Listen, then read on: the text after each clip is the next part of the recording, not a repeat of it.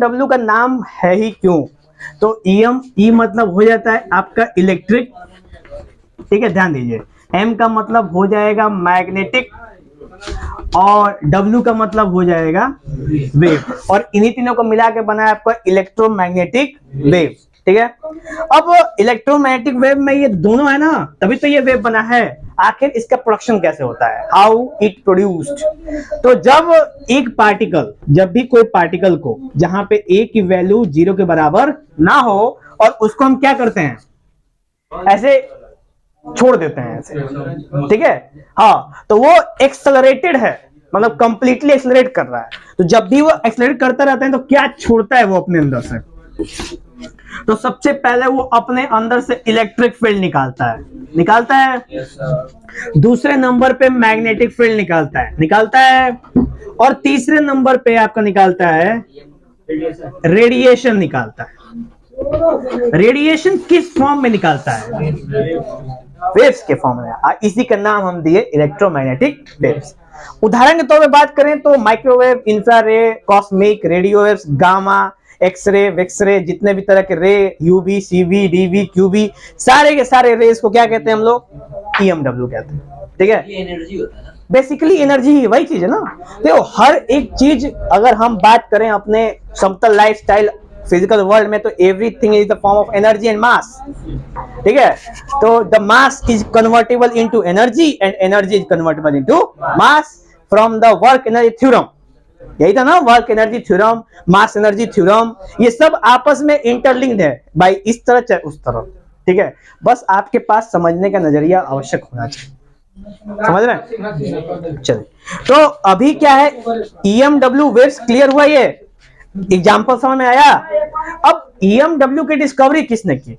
तो EMW की discovery के लिए माना जाता है किसको? जेम्स क्लर्क मैक्सवेल, ठीक है। बहुत ही महानतम साइंटिस्टों में से, ठीक है। उनकी मतलब कि जो वो है ऑरा, वो पूरे वर्ल्ड में, हाँ, उनकी एनर्जी पूरे वर्ल्ड में ऐसे ऐसे बिखरी हुई है। कैसे ऐसे ऐसे बिखरी हुई है, ठीक है। और सब लोग उसका मतलब कि पान कर रहे हैं, ठीक है, मतलब ऑब्जर्व कर रहे हैं अंदर, और उसको समझ रहे हैं कि हाँ यही EMW है। अगर वो ना होते तो EMW तो हो ही करता, भले कोई और होता, ठीक है कि नहीं? चलिए, नेक्स्ट है EM के बाद हम लोग को क्या क्या पॉइंट्स इसके अंदर कवर करने हैं, सबसे पहले उसको जान लेते हैं, उसके बाद उन सारे पॉइंट्स को बारी बारी से डिस्कस किया जाएगा, ठीक है। सबसे पहले हम लोग डिस्प्लेसमेंट करंट को जानेंगे, ठीक है। दूसरे नंबर मैक्सवेल का मॉडिफिकेशन एम्पियर्स सर्किटल लॉ को जानेंगे, ठीक है, मॉडिफाइड। उसके बाद हम मैक्सवेल के 4 इक्वेशंस को जानेंगे जो इलेक्ट्रोमैग्नेटिज्म से रिलेटेड है, जिसमें मैक्सवेल ने गॉस के 2 थ्योरम, एक आपके एम्पियर्स सर्किटल के थ्योरम, एक फैराडे का, 2-4 लोगों का ऐसे ऐसे थ्योरम निकाला, उसके अंदर गलती निकाली और निकाल के उसको सही करके और उन्होंने अपने अंदर चेपा और बोला this is the 4 equations of EMW। समझ में आया? तो उन्होंने गलतियों को निकाला। अगर कोई कहे कि वो डकैत थे तो बिल्कुल गलत है, वो बिल्कुल डकैत नहीं थे, बहुत से बड़े थे, मार डकैत नहीं, वो अच्छे व्यक्ति थे। ऐसे ऐसे आप किसी को बदनाम नहीं कर सकते, समझ में आया? तो उनके लिए आप अपने मन में घृणा की भावना नहीं रखेंगे, हाँ, नहीं, रिस्पेक्ट देंगे उनको, ठीक है। नेक्स्ट है आपका इलेक्ट्रोमैग्नेटिक वेव्स, जिसके बारे में चर्चा कर चुके हैं, फिर से वो सामने आ जाएगा। फिर कैरेक्टरिस्टिक्स जानेंगे, कैरेक्टरिस्टिक्स क्या है, यानी कि EM वेव्स की क्या क्या क्वालिटीज है, उन क्वालिटीज को जानेंगे हम लोग। उसके बाद है, देख लेते हैं उसको भी, इसके बाद है आपका EM स्पेक्ट्रम स्पेक्ट्रम के बारे में जानेंगे। और उसके बाद आता है लास्ट में कुछ इंपॉर्टेंट क्वेश्चंस जो कि NCERT से रिलेटेड हैं, ठीक है। तो ऐसे करके हम लोग का चैप्टर हो जाएगा समाप्त।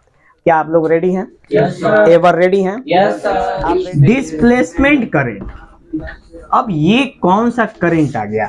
आज तक तो डिस्प्लेसमेंट सब सुनते थे जिसमें एक जो शॉर्टेस्ट डिस्टेंस बिटवीन 2 पॉइंट्स की बात करता था। अब ये कौन सा डिस्प्लेसमेंट आ गया? तो सीन ये हुआ कि एक बार एक एक्सपेरिमेंट चल रहा था, जैसे ये कैपेसिटर रखा हुआ है ना, यहाँ पे एक बॉल रख दिया गया, बॉल में से ऐसे सर्किट को कंप्लीट किया गया और यहाँ से यहाँ पे चेक किया गया। जब इस एक्सपेरिमेंट को परफॉर्म किया गया तो देखा गया ना कि जो आई इसके अंदर से जा रहा है वो आई इसके अंदर से आ रहा है, फिर भी इसके होने के बावजूद और इसके अंदर एनर्जी भी स्टोर हो रहा है। आखिर ये कॉन्सेप्ट क्या है कि सोचो कि ये आई जा रहा है यहां से और यहां से आई निकल गया, गौर करना, फिर भी इसके अंदर स्टोर हो गया। What is that point of view that it is stored inside it? Did you get that point? Then get it. होना क्या चाहिए था कि आगे ना बढ़े, वहीं पे स्टोर हो रहा है तो रुक जाए। नहीं, जैसे यहां से गया अगर 10 थे तो यहां से तो 9 निकलना चाहिए ना। क्यों, वहाँ पे तो कुछ है। अरे उसमें स्टोर हो रहा है ना, तो यहां से 10 निकलेगा तो जब स्टोर करेगा तो ये बताओ कि आपने मतलब कि जाना है क्या करना है, सो रहने दो, ज्यादा खतरनाक है। यहाँ से पानी जा रहा है, यहाँ पे टंकी है, पानी गया टंकी में भरा, तो ये बताओ जितना पानी यहाँ से गया उतना ही पानी निकल जाएगा बाहर। जब टंकी भरेगी तो पानी कम होगा ना, हाँ या ना। लेकिन ये कॉन्सेप्ट बिल्कुल अलग था। अब ये चीज देख, ये बात बताना एम्पियर सर्कल में मैं बताया था ना ये बात। तो अब ये मैक्सवेल ने देखा और कहा ओहो इसके अंदर तो कलबल है, ठीक है, ये रॉन्ग नंबर है, ठीक है। तो रॉन्ग नंबर है तो आखिर राइट नंबर क्या है इसमें? तो सीन ये हुआ कि उन्होंने देखा कि जो यहां से जा रहे तो कुछ स्टोर हो रहा है और उसके बाद फिर सेल निकल, इसका मतलब कुछ ना कुछ है यहाँ पे, दया something is there. What is that is the, this is the, that is the, हाँ उसे बात कर रहा हूं, E naught D phi E by D, इतना इज, क्या है? माने इतना करेंट अभी है इसमें, ठीक है। तो जितना इसमें से जा रहा है और जितना बाहर निकला वो उतना नहीं निकला, कुछ और भी है जो छूट जा रहा है, जो कंजर्वेशन ऑफ एनर्जी को क्या कर रहा है, वायलेशन कर रहा है। पॉसिबिलिटी ही नहीं है कि अगर 1 केजी खाना आया सामने से और आपने उसमें से अगर 1 ग्राम 1 दाना में निकाल दिया तो क्या उसके अंदर कमी नहीं होगी? होगी ना। लेकिन एम्पियर का लॉ बोलता था कि कोई कमी नहीं होगी, चार्ज भी करेगा जितना जाएगा उतना बाहर भी निकल जाएगा,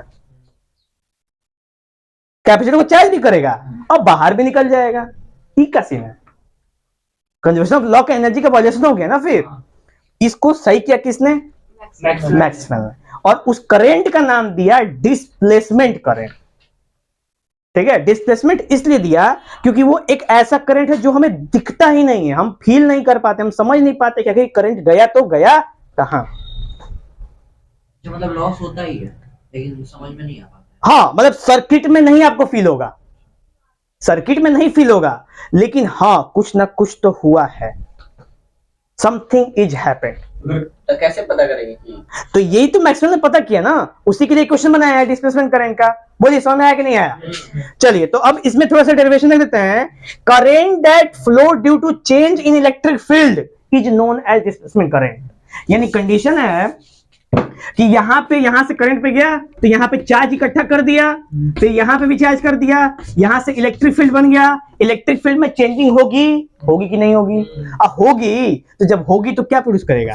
डिस्प्लेसमेंट करंट, हाँ या ना। तो फिर वहीं से स्टार्ट होता है I is equal to d q by d t, यही होता है ना, flow of charge per time is called current. Next है फ्लक्स में चेंज क्या हुआ, ये बताओ कि इलेक्ट्रिक फील्ड में बॉल, हमने बॉल डाल दिया ना, ये तो फ्लक्स में चेंज होगी नहीं होगी, हाँ या ना? आप क्यों अलग तरह का मुंह बना रहे हैं? तो ये वाला, अच्छा जैसे मान के चलिए यहां से, मान लीजिए कि आप यहां पे बैठे हैं, ठीक है, और यहां पे कोई दूसरी पार्टी बैठी है और बीच में एक और रो है, क्लास का माहौल है, आप यहां बैठते हैं, ठीक है, यहां पे शाहनवाज की पूरी टीम बैठी हुई है, ठीक, और यहां पे कोई थर्ड पार्टी जिसको आपको देखना चाहता है, या आपने यहां से फ्लक्स निकाला, इसके पास पहुंचाया, पर बिचवा में घुपा दैतरवा कुल रोक लेता थे अपन, ना देखे दे खेल ना खेल खिलिए बिगाड़, ठीक, यही काम है उस क्लास में। उसका काम है पीछे बैठ के सबका मिलाता है इसे, ये इसका है, ये करता है ना बेटा, एकदम गारंटी, एकदम 100% बता रहे हो करता है। बस बस, तो अब देखो सीन है, नहीं नहीं नहीं, समझ में आ गया। अच्छा परफेक्ट कर रहा है। आ रहा है ना, तो चलिए आप हैं यहाँ पे, बीच में ये है, बीच में ये है। अब देखो अगर ये नहीं हटेगा तो फ्लक्स कैसे, मान लो कि जस्ट सपोज कि अभी यहाँ पे नहीं है कोई भी, लंच का टाइम है, आप यहाँ हो, वो यहाँ है, नजरें मिल रही है, आई कांटेक्ट चल रहा है, फ्लक्स इज ऑन, ठीक है, तभी आ गया ये फ्लक्स चेंज, फ्लक्स चेंज, चलो फिर हट गया, फिर से फ्लक्स, फिर आ गया फ्लक्स चेंज, नहीं फ्लक्स चेंज हो रहा है कि नहीं हो रहा है, ऑन ऑफ, इसी को कहते हैं change in flux. A change in flux produce electric field ना, फील्ड वाला change in flux produce electric field induce and electric current. समझ में आया कि नहीं आया? तो बस यही तो है 5 flux, Michael Faraday law. Yes yes sir. अभी भी समझ में नहीं आया? Faraday law change in flux, ठीक है। तो phi is equal to q upon epsilon naught, Gauss theorem, ठीक, गॉस थ्योरम ने भी फ्लक्स पे ही चर्चा की थी, ठीक। नेक्स्ट है Q is equal to phi E epsilon naught, इसी से हमने बना दिया, इसको यहां भेज दिया तो Q is equal to phi epsilon naught हो गया। नेक्स्ट लाइन में I is equal to d upon d t, और Q की जगह पे क्या पुट कर देंगे, फाई ई एप्सिलॉन नॉट, और एप्सिलॉन नॉट क्या है, कांस्टेंट, तो I इज इक्वल टू हो जाएगा epsilon naught D phi by d t, और यही इतना ही करंट है जो इसके अंदर एक्सिट्स कर रहा है। पहले से रहता उसमें नहीं जब ये सर्किट कंप्लीट हो रहा है तो इसके अंदर आ जा रहा है और छिप जा रहा है, ठीक है, ये है कहाँ है, यहाँ पे था ना भाई बीच वाला, वो है, छिप जा रहा है, आ जा रहा है, छिप जा रहा है, आ जा रहा है, लतखोत है। अच्छा ही चल चलो। हाँ वो तो समझ रहा है कौन है, जिसका कम ये है बस, खाली दूसरे काम बिगाड़ना है बस, नहीं सही सर, और फिर बीच में मजा लेगा। उल्टा में चले। कभी भी नॉर्मल फ्लक्स नहीं ना निकालते हैं, चेंज इन फ्लक्स निकालते हैं। Change in flux, clear? देखो जब तक कुछ चेंज नहीं होगा, देखिए अगर चेंज होगा तभी तक गुस्से में आएंगे, हट बीच में से पहले दिमाग का देख मतलब कांटेक्ट बिगाड़ रहा है लतखोर, तो फिर जब भी हटेगा तब देखेगा, माहौल भी गया बदले हो जाता। समझ गए? समझ नहीं आया समझ?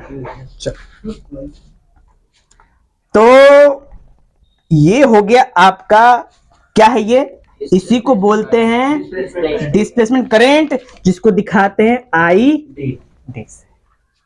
बुझ गए क्या? तुमको एकदम समझ में आ गया होगा। चलिए आगे बात करें, Maxwell modification of ampere circuit law, हाँ या ना? चल हटा दूं?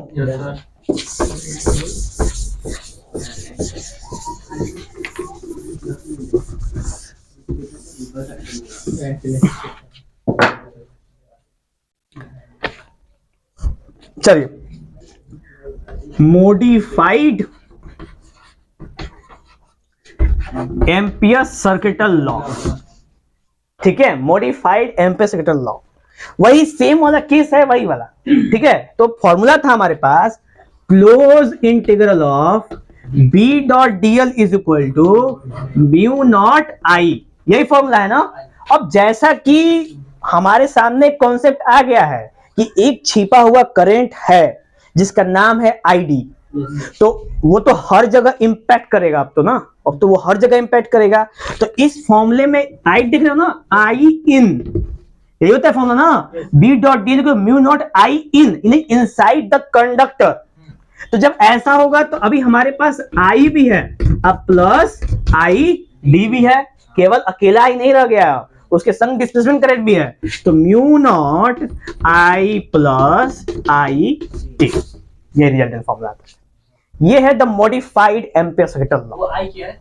दिस इज द करंट जो यहां से गया और यहां लौट के आ गया, लेकिन यहां पे कुछ था जो ये है।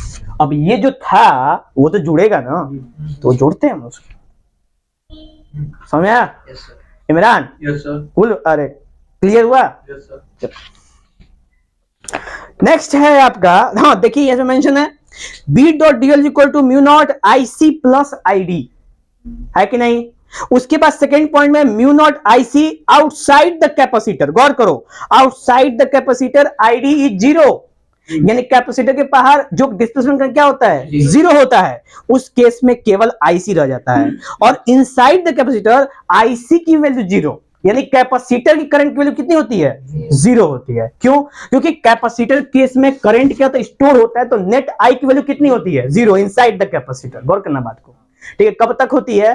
क्योंकि देखो कैपेसिटर चार्ज होने से पहले तक तो वो क्या होता है, करंट का फ्लो होता है। जो ही चार्ज जाते हैं वो क्या होता है, सर्किट ब्रेक हो जाता है, यानी करंट अब दोबारा उससे आर पार नहीं हो सकता। ये बात कंफर्म पता होती है ना। चेक करने के लिए आप कंडेंसर खोज सकते हो बोर्ड में, और बोर्ड में खोज के ऐसे निकालो ना तो चट चट आवाज करता है, देखिए वैसा करते हुए। घर पे एक कंडेंसर खरीद के लाइए और बोर्ड में खोज के चेक कीजिए। यहीं पे ऐसे कंडेंसर यही चेक हो जाएगा, सबको पता चलेगा। कंडेंसर में सर, हाँ दुकान में भी होगा। नहीं, दुकान में कंडेंसर में लगेगा सर, हाँ? पंखा में खराब। खराब नहीं करेगा ना। खराब कंडेंसर क्यों हुआ है? खराब कंडेंसर इसलिए है क्योंकि वो चार्ज का स्टोरेज उस देर तक क्या हो गया है, कम हो गया है। कम वो करेगा नहीं, पता है कुछ पैक कम हो गया, तभी चेंज करते हो, तभी तो पंखा सीलो हो जाता है आपका। डायरेक्ट चलाए डायरेक्ट चलाएंगे तो खराब हो जाएगा जल जाएगा पंखा। चेक करिएगा घर पे जाके अपने, फिर मम्मी सुताई करेंगे। उसमें यार उसका क्या हाल हो जाएगा, उसकी मम्मी बहुत सुंदर। फिर वो घर से उस पे आएगा, इतना ही तरह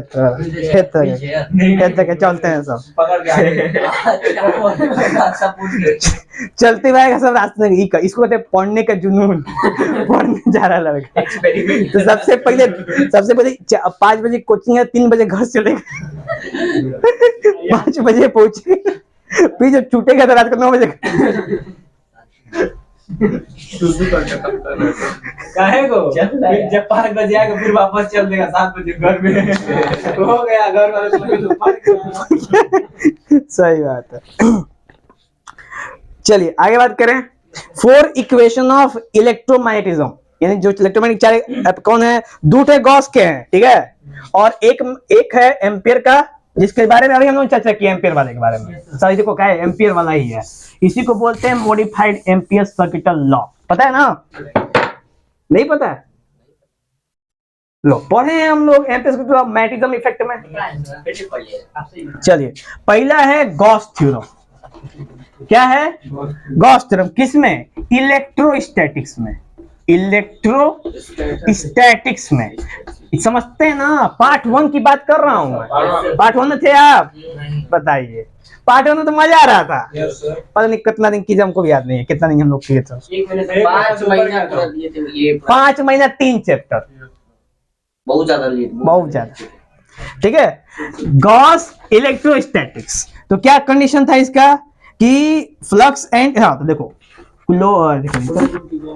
close integral of E dot ds is equal to Q upon epsilon naught. यही तो ना फॉर्मूला। ये क्या था लास्ट में, क्यूएल इन नहीं है, इन है।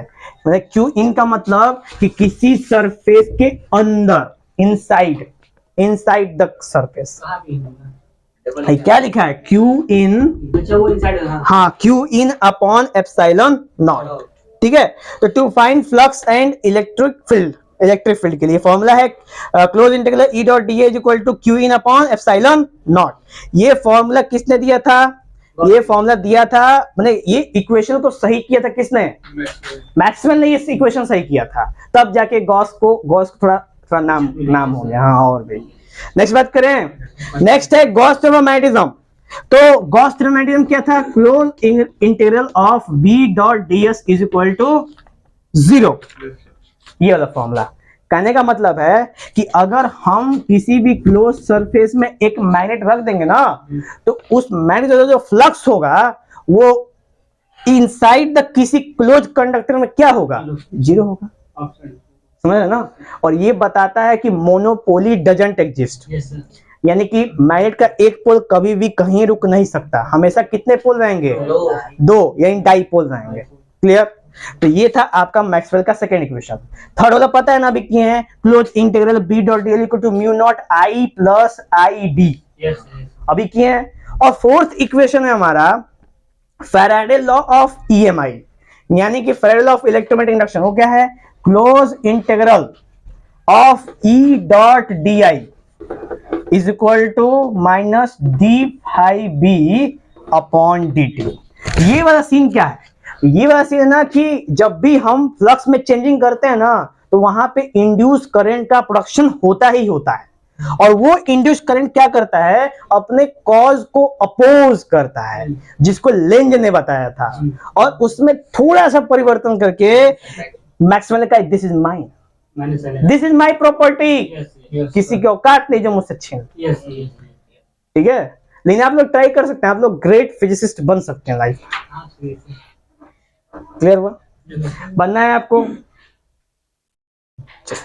नहीं, आप लोग ट्राई कर सकते हैं, बन सकते हैं। You have the equipotential surface. आगे चर्चा करें। अभी हम लोग इलेक्ट्रोमैग्नेटिक वेव्स पे आ जाते हैं। अभी इसके बारे में बताया हमने, ठीक है, कि एक्सेलरेटेड चार्ज जो मूव करता है तो मैग्नेटिक और इलेक्ट्रिक फील्ड क्या करता है? प्रोड्यूस करता है। ठीक है, अच्छा, अब दूसरा है, नेक्स्ट है कैरेक्टरिस्टिक्स ऑफ ईएम वेव्स, यानी क्या क्या कैरेक्टर्स पढ़ना है इसके। सबसे पहले it is EMW equally between electric magnetic field, यानी कि कहने का मतलब है कि अगर आप देखो यहाँ पे, तो ये देख रहे हो ये वाला, ठीक है, तो मान लो ये है आपका, लेट कर लो इलेक्ट्रिक फील्ड, और ये लेट कर लो मैग्नेटिक फील्ड, तो ये है आपका रिजल्ट एक्स। ठीक है, या फिर ये है मैग्नेटिक फील्ड और ये है इलेक्ट्रिक फील्ड, तो ये है result. All the threes are perpendicular to each other. Okay, चल, उसके बाद द वेव्स आर ट्रांसवर्स। तो पता है ना कि दो तरह के वेव्स होते हैं, लॉन्गिट्यूडनल और ट्रांसवर्स। लॉन्गिट्यूडनल से मतलब है नहीं, हमको नेचर में सबसे ट्रांसवर्स वेव्स के बारे में जानना है। ओके, नेक्स्ट है EMW carry energy and exert force and pressure. तो जो EM वेव्स होते हैं ना, वो एनर्जी साथ लेके चलते भी हैं और फोर्स भी लगाते हैं, ठीक है, और प्रेशर भी लगाते हैं। उदाहरण के तौर पे एक्सरे, एक्सरे जब कहीं किसी सरफेस पे पड़ता है तो वहां पे फोर्स लगाता है, प्रेशर लगाता है, लेकिन हमें पता नहीं चलता। ठीक है, क्लियर हुआ? नेक्स्ट है आपके पास EMW are not deflected by electric and magnetic field. जो EMW होते हैं ना, वो इलेक्ट्रिक मैग्नेटिक फील्ड में कुछ नहीं बिगाड़ सकते, क्योंकि उनके अंदर तो वही चीज है। ठीक है, तो जब इलेक्ट्रिक फील्ड से गुजारोगे ना, तो अपना इलेक्ट्रिक वाला पोर्शन आगे कर देंगे सब, नहीं शील्ड की तरह।